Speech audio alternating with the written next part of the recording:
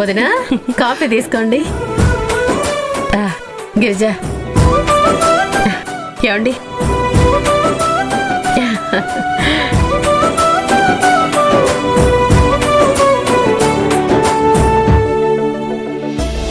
భద్రావతి, ఇలా అంటున్నానని తప్పుగా అనుకోకు. ఏదో తెలియక చెయ్యకూడని పనిచేసింది. త్రిపుర లైఫ్ బాగుండాలంటే ఇప్పుడు ఒకే ఒక ఆప్షన్ ఉంది. అదేంటంటే త్రిపుర మళ్ళీ తన భర్తతో కలిసిపోవాలి.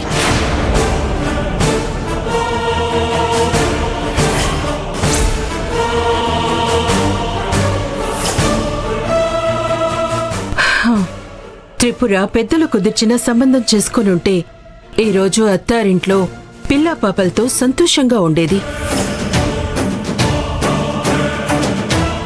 సునంద లాంటి మంచి అత్తయ్య తనకెక్కడ దొరకాలి? అంత మంచి అవకాశం వదిలేసి అప్పుడు ఎవరి వెంటూ వెళ్ళిపోయింది. ఇప్పుడు ఒంటరి జీవితం అయిపోయింది.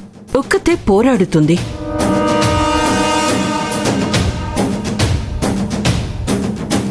ఇప్పుడు ఆ విషయాలన్నీ ఎందుకొద్దినా? నా కొడుకు గ్రహచారం బావుందనుకుంటా. అందుకే ఈ త్రిపుర నా కొడుక్కి భార్యగా రాలేదు. నా కొడుకుతో పెళ్ళైన తర్వాత కూడా ఇలాగే చిరాకు పరాకులతో ఉంటే మాకు మనశ్శాంతి ఉండేది కాదు. ఏం జరిగినా మన మంచి కోసమే అంటే ఇదేనేమో. ఏం మాట్లాడుతున్నారు అత్తయ్య? మీకింకా నా మీద కడుపు మంట చల్లారలేదా? నువ్వేంటో నీ బిహేవియర్ ఏంటో ఇప్పుడే చూస్తున్నా కదా త్రిపుర. ఏమీ లేకపోయినా కోపడ్డం, ఒకరు బాగున్నారంటే వాళ్ళని చూసి ఓర్వలేకపోవడం, ఇది తప్ప ఇంకేం తెలుసు నీకు? అయినా నేను చెప్పే దాంట్లో తప్పేం లేదు. నువ్వు నా కొడుకుని పెళ్లి చేసుకుని ఉంటే మన మధ్య బంధం ఇంకొంచెం గట్టిపడుండేది. అలాగే అందరం కలిసిమెలిసి హ్యాపీగా ఉండొచ్చు అనుకున్నాం. అప్పుడు అందరి కళ్ళ మీద నీళ్లు పోసి పారిపోయావు. మళ్ళీ ఇప్పుడు బుద్ధిమంతురాలా మాట్లాడుతున్నావు. వదినా, త్రిపుర తరపున నేను మీకు క్షమాపణలు చెప్తున్నాను. మీరు ఇదంతా మనసులో పెట్టుకోకండి.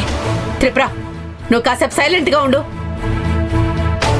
ఏం సైలెంట్ గా ఉండడం ఏంటో, తప్పు తన వైపు పెట్టుకుని ఎదుటి వారిని దోషి చేయాలని ఆలోచిస్తూ ఉంటుంది. ఏ మనిషో ఏంటో. అక్క, జరిగిందేదో జరిగిపోయింది. అంతా మన మంచి కోసమే అనుకోవాలి. ఇప్పుడు మన దీపక్కి మంచి భార్య దొరికింది కదా, అది చాలు, సంతోషం. కానీ మనందరి కళ్ళు కప్పేసి వెళ్ళిపోయింది తను. అది అంత సులభంగా ఎలా మర్చిపోగలం? అయ్యో, ఇప్పుడెందుకు దాని గురించి? త్రిపుర కూడా ఈ విషయంలో చాలా బాధపడుతోంది. తను పడే బాధ ఏంటో ఈ కన్న తల్లికి మాత్రమే తెలుసు. ఈ బాధలు సమస్యలు అన్నింటికీ కారణం ఈ త్రిపురనే కదా. అత్తయ్య, సైలెంట్గా పడుంటుందని నోటికొచ్చినట్టు మాట్లాడకండి. అదే కాక నన్ను అడగకుండా మీ కొడుకుతో పెళ్లి ఫిక్స్ చేసింది మీరు. ఇప్పుడు చెప్పండి, తప్పెవరు చేసినట్టు? మీరు తప్పు చేసి ఇప్పుడు మళ్ళీ నన్నంటారేంటి? చేసిందంతా చేసి తర్వాత నన్ను ఇరికించారు. మీరు చేసిన పనికి నేనందరి ముందు నిందలు మోయాల్సి వచ్చింది. భద్రావతి, నీ కూతురు ఏం మాట్లాడుతుందో విన్నావా? చేసిందంతా చేసి ఇప్పుడు మళ్ళీ ఎంత పొగరుగా మాట్లాడుతుంది. ఈ ఇంట్లో అడిగేవాళ్లు ఎవరూ లేరనా? అందుకే ఇలాంటి సమస్యలన్నీ తెచ్చిపెట్టుకుంది. ఏంటి బావా, మీరైనా తనకి నచ్చ చెప్పాలి కదా. ఇది నా ఇల్లు. నేను ఎలాగైనా ఉంటాను. ఇలా ఉండాలి అలా ఉండాలి అని చెప్పే అధికారం మీకెవ్వరికీ లేదు. నోర్మీ త్రిపుర, ఏమండి? వాళ్ళు చెప్పింది నీ మంచి కోసమే కదా. పెద్దవాళ్లతో ఇలాగైనా మాట్లాడేది?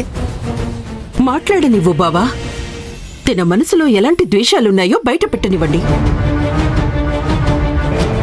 అయ్యో, అదేదో తెలియక మాట్లాడుతోంది. దీన్ని ఇక్కడితో వదిలేయండి.